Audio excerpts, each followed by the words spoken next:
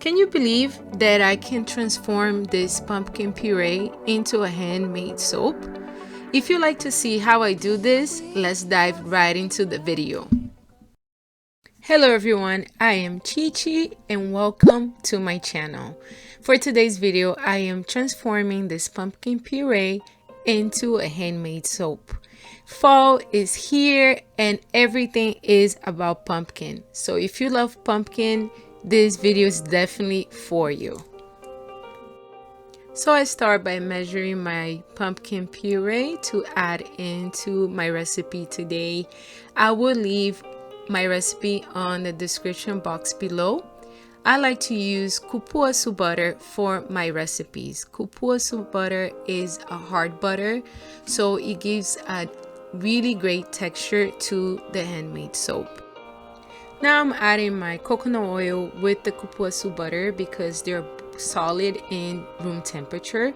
You can either melt them in a water bath or in the microwave. If you do decide to use a microwave, be careful not to overheat the oil and the Cupuacu butter because you can lose the properties of the coconut oil and the Cupuacu butter.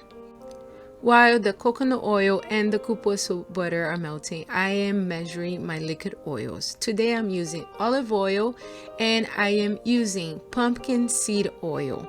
Pumpkin seed oil is such a light oil. It's great for the skin, it's great for hair use, and it wouldn't be a pumpkin soap if I didn't add pumpkin seed oil to this recipe.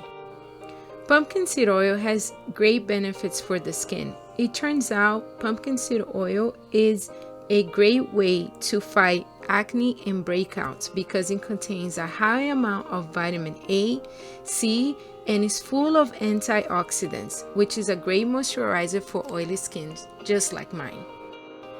I just added my melted Cupuacu butter and coconut oil into my liquid oils. Now it's time to add the pumpkin puree into the oils. Keep in mind that there are different methods to add vegetable or fruit puree into a handmade soap recipe.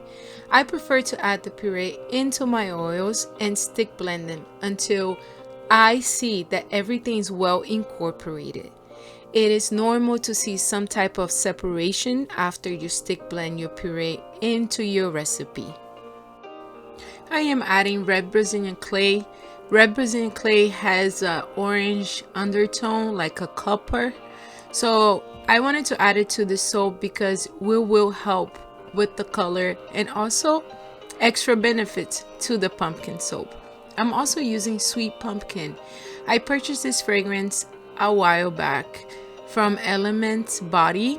I used it to try to make a pumpkin soap before and it was a total fail.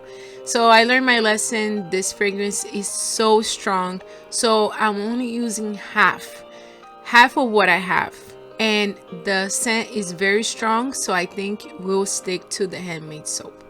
Now let's go ahead and stick blend the batter of the soap. When you add a puree to the batter of the soap, it's hard to find a trace sometimes, and it's okay.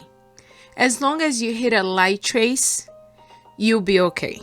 So if you push the container to the side and give it a couple minutes, it will thicken by itself. So now it's time to pour the batter into my soap mold.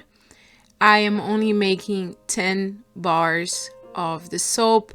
So if you like to purchase some, it's a very limited edition that I'm making. This is a special soap for me. And now I'm going to scrape my container and use every little bit that I have to complete the soap. Now is the best part. The most satisfying part is to texture the top of your soap. The batter is in perfect condition to texture. When you texture your soap, you want the batter to be a little bit thick because if it's too fluid, you won't get any texture. So for me, this part is the best part. I can be moving my stick on top of the soap all day. But anyways, once I'm done texturing the soap, I am going to spray it with 99% alcohol and I will wait until the next day. It has been a little over 24 hours. The soap is very sturdy. It's not too soft, which I'm very happy, because before, when I use other purees to make the soap turned out a little bit soft. So I think this recipe was perfect for this type of soap. As I was cutting the soap, it was a little bit hard, but it is in perfect condition. It's solid, and this gives me a sign that the soap will last a long time when it's time to use. As you can see, the color is perfect. It's like a perfect pumpkin orange color, and I cannot be any more grateful that it turned out great. One day I was just minding my business at Target, and I ran into this so cute cookie stamps. They're made of silicone, so they really were hard to transfer the pumpkin into the soap, but so worth it. I think it made the soap even more beautiful as it is. I could not use a hammer to stamp the soap because I live in an apartment and it would make a lot of noise and would disturb my neighbors. So if you live at home and you can use a stamp and you find something similar like this to stamp your soaps, that's the best way, so you don't use so much strength like I did. Please let me know in the comment box below how you think the soap came out. If you'd like to see any more of my videos, I will leave this video next for you to watch. Thank you so much, and I cannot wait to see you guys one more time. Bye!